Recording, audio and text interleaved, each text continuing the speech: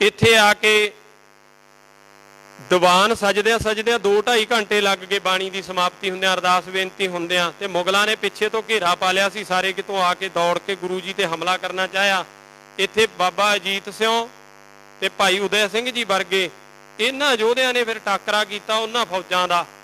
ते फिर बाबा जीवन सिंह जी ने जदों देखिया ना भी अजीत सिंह नूं घेरा पै गया, चारों पासों मुगलों ने घेर लिया सी इत्थे, ते फिर घोड़ा दड़ाया आप ते दड़ा के घोड़ा जाके बराबर खड़ के गया, अजीत सिंह तैनूं गुरु पिता बुलाउंदे आ, तूं इत्थों निकल चल, मैं रोकदा इन्हां नूं। ते उधरों दिन चढ़ गया ते गुरु पातशाह जी ने सिंघां नूं कह दित्ता, कहंदे भाई हुण सरसा जिहड़ी पार करनी है ते पानी दे विच दी टप चलो सारे। ते सारे गए ते जदों सरसा पार कर ली ते 3 टोलियां च परिवार वंडिया गया। 3 टोलियां दे विच एक तां 40 सिंह ते गुरु पातशाह आप भाई जैते वर्गे, भाई संगत सिंह वर्गे ਇਹ ਤੇ ਚਮਕੌਰ ਦੀ ਗੜੀ ਵੱਲ ਨੂੰ ਚੱਲ ਪਏ। ਭਾਈ ਚਮਕੌਰੇ ਜ਼ਿਮੀਂਦਾਰ ਦੀ ਗੜੀ ਸੀ, ਉਹਨੂੰ ਚਮਕੌਰ ਦੀ ਗੜੀ ਤਾਂ ਕਿਹਾ ਜਾਂਦਾ, ਚਮਕੌਰਾ ਜ਼ਿਮੀਂਦਾਰ ਹੁੰਦਾ ਸੀ, ਉਹਦੀ ਗੜੀ ਸੀ, ਬੜਾ ਵੱਡਾ ਕਿਲਾ ਸੀ ਕੱਚਾ। ਉਧਰ ਨੂੰ ਗੁਰੂ ਪਾਤਸ਼ਾਹ ਜੀ ਚੱਲ ਪਏ ਤੇ ਦੂਸਰੇ ਪਾਸੇ ਮਾਤਾ ਗੁਜਰ ਕੌਰ ਤੇ ਛੋਟੇ ਸਾਹਿਬਜ਼ਾਦੇ ਇਹ ਖੇੜੀ ਵੱਲ ਨੂੰ ਚੱਲ ਪਏ, ਸਰਹੰਦ ਵੱਲ ਨੂੰ ਆਏ ਆ। ਤੀਜੇ ਪਾਸੇ ਭਾਈ ਮਣੀ ਸਿੰਘ ਵਰਗਿਆਂ ਦੀ ਪਹਿਲਾਂ ਡਿਊਟੀ ਲਾਤੀ ਸੀ ਵੀ ਜਦੋਂ ਸਰਸਾ ਦੇ ਵਿੱਚੋਂ ਟੱਪਾਂਗੇ ਗੁਰੂ ਪਾਤਸ਼ਾਹ ਕਹਿੰਦੇ ਪਰਿਵਾਰ ਵਿਛੜੂਗਾ, ਤੁਸੀਂ ਆਪਦੀਆਂ ਮਾਤਾਵਾਂ ਦੇ ਨਾਲ ਚੱਲਣਾ ਹੈ। ਮਾਤਾ ਸੁੰਦਰ ਕੌਰ ਤੇ ਮਾਤਾ ਜੀਤਾਂ ਜੀ ਤੇ ਪਹਿਲੇ ਹੀ ਸ਼ਹਾਦਤ ਦੇ ਚੁੱਕੇ ਸੀ, ਤੇ ਮਾਤਾ ਸਾਹਿਬ ਕੌਰ ਜੀ, ਇਹਨਾਂ ਦੇ ਨਾਲ ਜਾਣਾ ਤੁਸੀਂ ਤੇ ਦਿੱਲੀ ਵੱਲ ਚਲੇ ਜਾਇਓ। ਮਹਾਰਾਜ ਕਹਿੰਦੇ ਦਿੱਲੀ ਜਾ ਕੇ ਰਹਿਣਾ ਕਰਨਾ, ਉੱਥੇ ਗੁਰੂ ਦੇ ਪਿਆਰ ਵਾਲੇ ਸਿੱਖ ਰਹਿੰਦੇ ਸੀ। ਭਾਈ ਮਣੀ ਸਿੰਘ ਜੀ ਵਰਗੇ ਮਾਤਾ ਸਾਹਿਬ ਕੌਰ ਜੀ ਵਰਗਿਆਂ ਨੂੰ ਲੈ ਕੇ ਤੀਜੇ ਪਾਸੇ ਚਲੇ ਗਏ। 3 ਪਾਸੇ ਪਰਿਵਾਰ ਵਿਛੜ ਗਿਆ। ਤੇ ਜਾਂਦਿਆਂ ਜਾਂਦਿਆਂ ਇੱਥੇ ਇੱਕ ਜੈਤੇ ਨੇ ਬਚਨ ਕੀਤਾ ਗੁਰੂ ਗੋਬਿੰਦ ਸਿੰਘ ਮਹਾਰਾਜ ਜੀ ਨਾਲ, ਕਹਿੰਦੇ ਸੱਚੇ ਪਾਤਸ਼ਾਹ ਛੋਟੇ ਦੋ ਪਤਾ ਨਹੀਂ ਕਿੱਧਰ ਨੂੰ ਗਏ ਆ, ਪਾਣੀ ਦੇ ਪਤਾ ਨਹੀਂ ਤਾਂ ਵਹਾਅ ਦੇ ਵਿੱਚ ਬਹਿ ਗਏ, ਪਤਾ ਨਹੀਂ ਪਾਰ ਕਰ ਗਏ ਹੋਣਗੇ। ਮਾਤਾ ਗੁਜਰ ਕੌਰ ਦੇ ਹੱਥਾਂ ਵਿੱਚ ਫੜੇ ਹੋਏ ਸੀ ਦੋਨਾਂ ਦੀਆਂ ਬਾਹਾਂ, ਪਤਾ ਨਹੀਂ ਪਾਤਸ਼ਾਹ ਕੀ ਬਣੀ ਹੋਊ। ਸਤਿਗੁਰੂ ਜੀ ਕਹਿੰਦੇ ਜੈਤਿਆ ਉਹ ਜਿਹੜੇ 2 ਹੱਥੋਂ ਗਏ ਉਹਨਾਂ ਦੀ ਕੀ ਫਿਕਰ ਕਰਦਾ, ਜਿਹੜੇ ਆ ਨਾਲ ਜਾਂਦੇ ਆ ਕੱਲ ਨੂੰ ਇਹ ਵੀ ਨਹੀਂ ਰਹਿਣੇ। ਆਖੋ ਸਤਨਾਮ ਸ਼੍ਰੀ ਵਾਹਿਗੁਰੂ। ਕਹਿੰਦੇ ਜੈਤਿਆ ਜਿਹੜੇ 2 ਵਿਛੜ ਗਏ ਉਹਨਾਂ ਦੀ ਕੀ ਫਿਕਰ ਕਰਦਾ ਹੈ, ਜਿਹੜੇ ਆ 2 ਘੋੜਿਆਂ ਤੇ ਹੁਣ ਸਵਾਰ ਹੋਏ ਜਾਂਦੇ ਆ ਕੱਲ ਨੂੰ ਤਾਂ ਇਹ ਵੀ ਨਹੀਂ ਰਹਿਣੇ। ਕਿੱਡਾ ਵੱਡਾ ਜੇਰਾ ਹੋਵੇਗਾ ਬਾਜਾਂ ਵਾਲੇ ਸਤਿਗੁਰੂ ਦਾ, ਜਿਹਨੇ ਕਹਿ ਦਿੱਤਾ ਪਹਿਲਾਂ ਹੀ, ਕਹਿੰਦੇ ਕੱਲ ਨੂੰ ਆ ਵੀ ਨਹੀਂ ਨਾਲ ਦਿਖਣੇ ਜਿਹੜੇ ਅੱਜ ਦਿਖਦੇ ਆ।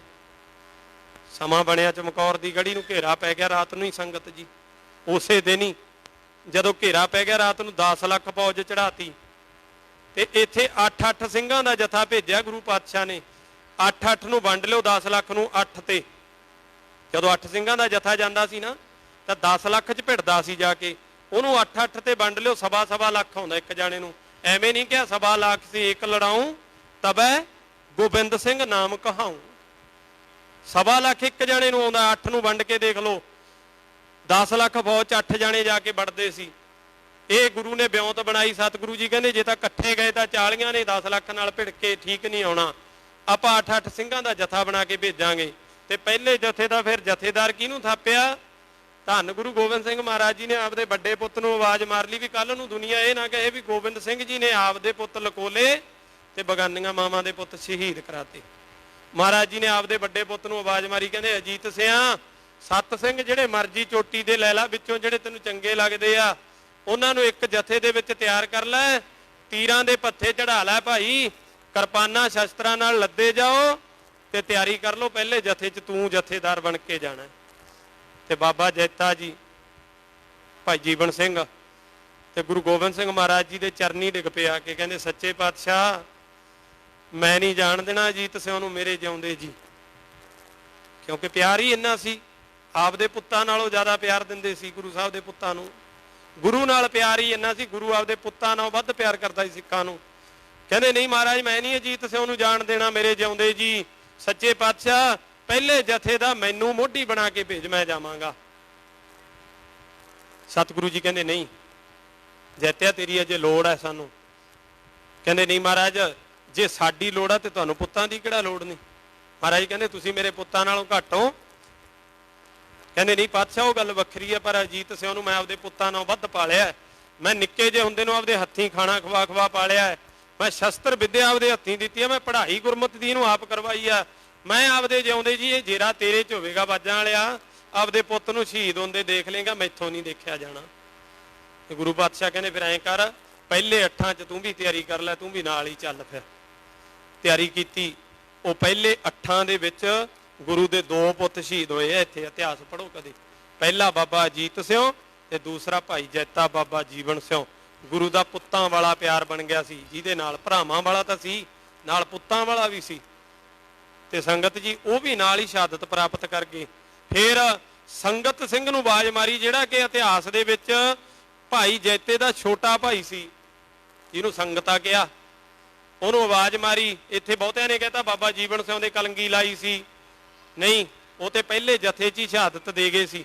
इत्थे जदों 31 सिंह शहीद हुंदे आ ना, वो 31 दे विचों बाबा जीवन सिंह जी शहादत प्राप्त कर गए सी इत्थे। ते फिर संगत सिंह नूं आवाज मारी सी, कहंदे संगत सिंह साडे वाले वस्त्र तूं पहन ला भाई। अज पहनाए गए वस्त्र, कलंगी ला दी सीस ते, हू बहू चेहरा गुरु गोबिंद सिंह महाराज इन्हां नूं मिलदा सी भाई संगत सिंह दा। ਉਹ ਸੀ ਭਾਈ ਜੈਤੇ ਦੇ ਛੋਟੇ ਭਰਾ, ਤੇ ਉਹਨਾਂ ਦੇ ਸੀਸ ਤੇ ਕਲੰਗੀ ਲਾ ਦਿੱਤੀ ਗੁਰੂ ਪਾਤਸ਼ਾਹ ਨੇ। ਐ ਲੱਗਿਆ ਦੁਸ਼ਮਣਾਂ ਨੂੰ ਇੱਕ ਟਾਈਮ ਤੇ ਵੀ ਅਸੀਂ ਤਾਂ ਸਿੱਖਾਂ ਦਾ ਗੁਰੂ ਸ਼ਹੀਦ ਕਰਤਾ, ਅਸੀਂ ਤੇ ਖਤਮ ਕਰਤਾ। ਕਿਉਂਕਿ ਭਾਈ ਸੰਗਤ ਸਿੰਘ ਜੀ ਦੀ ਗ੍ਰਿਫਤਾਰੀ ਹੋ ਗਈ। ਜਦੋਂ ਗੁਰੂ ਪਾਤਸ਼ਾਹ ਨੇ ਕਿਲਾ ਛੱਡਤਾ, ਉਹਨਾਂ ਨੇ 10 ਲੱਖ ਨੇ ਕਿਲਾ ਤੇ ਹਮਲਾ ਕਰ ਦਿੱਤਾ ਗੜੀ ਦੇ ਉੱਪਰ, ਤੇ ਉੱਥੇ ਭਾਈ ਸੰਗਤ ਸਿੰਘ ਜੀ ਦੀ ਸ਼ਹਾਦਤ ਹੋ ਗਈ। ਤੇ ਜਦੋਂ ਗੁਰੂ ਪਾਤਸ਼ਾਹ ਜੀ ਦੇ ਪਿਆਰ ਵਾਲੇ ਸਿੱਖ ਸੰਗਤ ਸਿੰਘ ਨੂੰ ਦੇਖਿਆ, ਕਲੰਗੀ ਲੱਗੀ, ਦੇਖੀ ਵੀ ਇਹ ਤਾਂ ਬਾਜਾਂ ਵਾਲਾ ਹੀ ਹੈ, पर यह नहीं पता सी भी बाजां वाले सतगुरु तो इत्थों निकल चुके हैं इस गढ़ी दे विचों। यह है साडे प्यार वाले भाई जैता जी वर्गियां दा इतिहास। शहादत दिती गुरु दे लई, कुर्बान होए गुरु दे लई, प्यार कीता गुरु नूं। ते अज माड़ा जिहा ध्यान मारिओ, गुस्सा ना मनाइओ मेरा। मैं कदे भी किसी स्टेज तो किसी दे एंटी नहीं बोलदा, किसी दे खिलाफ नहीं बोलदा। इन्नी क गल जरूर याद करिया करो, जदों किसी पासे आ ना आपदे प्यो नूं छड्ड के होर नूं प्यो कहण जाने आ, डेरेवादां वल जाने आ, उदों ऐ सोच लिया करो भी मैं तां बाबा जीवन सिंह दी औलाद चों आ, ਉਹਦੇ 4 ਪੁੱਤਾਂ ਦੀ ਅੱਗੇ ਪੀੜ੍ਹੀ ਵਧੀ ਆ, ਔਲਾਦ ਵਧੀ ਆ। ਜੇ ਉਸ ਔਲਾਦ ਚੋਂ ਮੈਂ ਅੱਗੇ ਆਇਆ ਤੇ ਫਿਰ ਮੈਂ ਇਸ ਦੁਨੀਆ ਨੂੰ ਦੇਖਿਆ, ਤੇ ਅੱਜ ਮੈਂ ਕਿੱਧਰ ਤੁਰਿਆ ਜਾਣਾ। ਬਾਬਾ ਜੀਵਨ ਸਿੰਘ ਮੈਨੂੰ ਨਾਲ ਨਾ ਨਹੀਂ ਪਾਊ। ਜਿੱਦੇ ਉਹਦੇ ਮੱਥੇ ਲੱਗੂ ਜਾ ਕੇ, ਉਹਦਾ ਗੁਰੂ ਗੋਬਿੰਦ ਸਿੰਘ ਮਹਾਰਾਜ ਜੀ ਦੇ ਕੋਲ ਬੈਠਾ ਹੋਵੇਗਾ, ਤੇ ਉਹ ਲਾਹਣਤਾਂ ਨਹੀਂ ਪਾਊ ਵੀ ਤੂੰ ਮੇਰਾ ਪੁੱਤ ਹੋ ਕੇ ਕਿਹਦੇ ਕੋਲੇ ਤੁਰਿਆ ਫਿਰਿਆ। ਭਾਈ ਇਹ ਗੱਲ ਵਿਚਾਰਿਆ ਕਰੋ। ਇਹ ਸਾਡੇ ਸਿੱਖਾਂ ਦੀ ਸਭ ਤੋਂ ਵੱਡੀ ਘਾਟ ਹੈ, ਤਰਾਸ਼ਦੀ ਹੈ। ਅਸੀਂ ਪਿਛੋਕੜ ਭੁੱਲੇ ਆ। ਜਿਹੜੀਆਂ ਕੌਮਾਂ ਪਿਛੋਕੜ ਭੁੱਲ ਜਾਂਦੀਆਂ, ਉਹ ਕੌਮਾਂ ਖਤਰੇ ਖਾ ਜਾਂਦੀਆਂ। ਪਿਛੋਕੜ ਨਾ ਭੁੱਲੋ। ਸਾਡੇ ਵੱਡੇ ਵਡੇਰੇ ਕੌਣ ਸੀ? ਆਹ ਵੱਡੇ ਵਡੇਰੇ ਨਹੀਂ ਹੁੰਦੇ ਜਿਹੜੇ ਇੱਥੇ ਮਰ ਗਏ ਤੇ ਉਹਨਾਂ ਦੀਆਂ ਲੱਸੀਆਂ ਪਾਉਂਦੇ ਫਿਰਦੇ ਆ। ਇਹ ਨਹੀਂ ਹੁੰਦੇ ਵੱਡੇ ਵਡੇਰੇ। ਵੱਡੇ ਵਡੇਰੇ ਉਹ ਆ ਬਾਪੂ, ਉਹ ਆ ਸਾਡੇ ਜਿਨ੍ਹਾਂ ਨੇ 7 ਸਾਲ ਤੇ 9 ਸਾਲ ਦੀ ਉਮਰ 'ਚ ਨੀਹਾਂ 'ਚ ਖੜ ਗਏ ਸਾਡੇ ਲਈ। ਵੱਡੇ ਵਡੇਰੇ ਉਹ ਆ ਜਿਹੜੇ ਚੜ੍ਹਦੀ ਜਵਾਨੀ ਦੇ ਵਿੱਚ 15-17 ਸਾਲ ਦੀ ਉਮਰ ਦੇ ਵਿੱਚ ਸਾਡੇ ਲਈ ਚਮਕੌਰ ਦੀ ਗੜੀ 'ਚ ਸ਼ਹਾਦਤਾਂ ਦੇ ਗਏ। ਵੱਡੇ ਵਡੇਰੇ ਉਹ ਆ ਗੁਰਦਿਆਲ ਤੇ ਹਰਦਿਆਲ ਵਰਗੇ ਭਾਈ ਜੈਤੇ ਦੇ ਪੁੱਤ, ਜਿਹੜੇ ਛੋਟੀਆਂ ਉਮਰਾਂ 'ਚ ਹੀ ਸ਼ਹਾਦਤਾਂ ਪਾ ਕੇ ਘੋੜਿਆਂ ਤੇ ਚੜ੍ਹ ਕੇ। ਉਹ ਹੈ ਸਾਡੇ ਵੱਡੇ ਵਡੇਰੇ ਭਾਈ ਜੈਤੇ ਵਰਗੇ, ਬਾਬਾ ਜੀਵਨ ਸਿੰਘ ਵਰਗੇ। ਇਹ ਆ ਸਾਡੇ ਗੁਰੂ ਦਾ, ਗੁਰੂ ਦੇ ਸਿੱਖਾਂ ਦਾ ਇਤਿਹਾਸ। ਕਿਸੇ ਦਿਨ ਸਮਾਂ ਬਣੇ ਹੋਰ ਇਤਿਹਾਸ ਆਪ ਜੀ ਦੇ ਨਾਲ ਖੁੱਲ੍ਹ ਕੇ ਸਾਂਝਾ ਕਰਾਂਗਾ। ਅੱਜ ਸਮਾਂ ਇੰਨਾ ਕੀ ਸੀ ਪ੍ਰਬੰਧਕਾਂ ਵੱਲੋਂ ਦਿੱਤਾ ਗਿਆ। ਸੋ ਸੰਗਤ ਜੀ, ਬੋਲਦਿਆਂ ਤੋਂ ਬਹੁਤੀਆਂ ਤਰੁੱਟੀਆਂ ਹੋ ਜਾਂਦੀਆਂ। ਕਈ ਵਾਰ ਜਜ਼ਬਾਤੀ ਹੋ ਕੇ ਗੁਰੂ ਦੀ ਸੰਗਤ ਦੀ ਸ਼ਾਨ ਦੇ ਖਿਲਾਫ ਕੋਈ ਬਚਨ ਨਿਕਲ ਜਾਂਦਾ ਮੂੰਹ ਚੋਂ। ਸੰਗਤ ਮੇਰੇ ਨਾਲੋਂ ਸਿਆਣੀ ਹੈ, ਸੂਝਵਾਨ ਹੈ। ਸੰਗਤ ਜੀ, ਜਿਹੜਾ ਕੋਈ ਬਚਨ ਆਪ ਜੀ ਦੀ ਸ਼ਾਨ ਦੇ ਖਿਲਾਫ ਬੋਲਿਆ ਗਿਆ ਜਾਂ ਗੁਰੂ ਦੀ ਸ਼ਾਨ ਦੇ ਖਿਲਾਫ, ਉਹ ਬਚਨ ਮੇਰਾ ਹੈ। ਜਿਹੜਾ ਚੰਗਾ ਬਚਨ ਹੈ ਉਹ ਧੰਨ ਗੁਰੂ ਨਾਨਕ ਪਾਤਸ਼ਾਹ ਦਾ ਬਚਨ ਹੈ। ਚੰਗੇ ਬਚਨਾਂ ਨੂੰ ਆਪਦੇ ਹਿਰਦੇ 'ਚ ਉਤਾਰਿਓ, ਮਾੜੇ ਬਚਨਾਂ ਨੂੰ ਇੱਥੇ ਹੀ ਛੱਡ ਦਿਓ। ਮੈਨੂੰ ਅਣਜਾਣ ਜਾਂ ਸਮਝ ਕੇ ਮਾਫੀ ਬਖਸ਼ਿਓ ਜੀ। ਧੰਨ ਗੁਰੂ ਗ੍ਰੰਥ ਸਾਹਿਬ ਮਹਾਰਾਜ ਆਪ ਜੀ ਦੀ ਸੇਵਾ 'ਚ ਗੋਦ 'ਚ ਬਹਿ ਕੇ ਥੋੜਾ ਸਮਾਂ ਸੇਵਾ ਨਿਭਾਈ ਆ। ਬੁਲਾਉਣ ਵਾਲਾ ਤੂੰ ਆਪ ਹੈ, ਪਾਤਸ਼ਾਹ ਆਪ ਜੀ ਦੀ ਕਿਰਪਾ ਨਾਲ ਬੋਲਿਆ। ਸਤਿਗੁਰੂ ਜੀ, ਹੋਈਆਂ ਭੁੱਲਾਂ ਦੀ ਮਾਫੀ ਬਖਸ਼ਿਓ। ਅੱਗੇ ਤੋਂ ਸਮੱਤ ਦਿਓ, ਗਿਆਨ ਦਿਓ ਜੀ। ਸਾਰੀ ਸੰਗਤ ਤੇ ਰਹਿਮਤ ਭਰਿਆ ਹੱਥ ਬਣਾ ਕੇ ਰੱਖਿਓ। ਸਾਰੀ ਸੰਗਤ ਗੱਜ ਕੇ ਬੁਲਾਓ ਫਤਿਹ। ਵਾਹਿਗੁਰੂ ਜੀ ਕਾ ਖਾਲਸਾ, ਵਾਹਿਗੁਰੂ ਜੀ ਕੀ ਫਤਿਹ। ਸਤਨਾਮ ਸ਼੍ਰੀ ਵਾਹਿਗੁਰੂ ਜੀ। ਰਾਮ ਕਲੀ ਮਹੱਲਾ ਤੀਜਾ। ਆਨੰਦ ਏਕ ਓੰਕਾਰ ਸਤਿਗੁਰ ਪ੍ਰਸਾਦ। ਆਨੰਦ ਪਿਆ ਮੇਰੀ ਮਾਏ, ਸਤਿਗੁਰੂ ਮੈਂ ਪਾਇਆ। ਸਤਿਗੁਰ ਤਾਂ ਪਾਇਆ ਸਹਿਜ ਸੇਤੀ, ਮਨ ਵੱਜੀਆਂ ਵਧਾਈਆਂ। ਰਾਗ ਰਤਨ ਬਰਬਾਰ ਭਰੀਆਂ, ਸ਼ਬਦ ਗਾਵਣ ਆਈਆਂ। ਸ਼ਬਦੋ ਤਾ ਗਾਵੋ ਹਰੀ ਕੇਰਾ, ਮਨ ਜਿਨੀ ਵਸਾਇਆ। ਕਹਿ ਨਾਨਕ ਆਨੰਦ ਹੋਆ ਸਤਿਗੁਰੂ ਮੈਂ ਪਾਇਆ ਏ ਮਨ ਮੇਰਿਆ, ਤੂੰ ਸਦਾ ਰਹੋ ਹਰ ਨਾਲੇ, ਹਰ ਨਾਲ ਰਹੋ ਤੂੰ ਮਨ ਮੇਰੇ, ਦੁੱਖ ਸਭ ਵਿਸਾਰਨਾ, ਅੰਗੀਕਾਰ ਹੋ ਕਰੇ ਤੇਰਾ ਕਾਰਜ ਸਭ ਸੰਭਾਰਨਾ।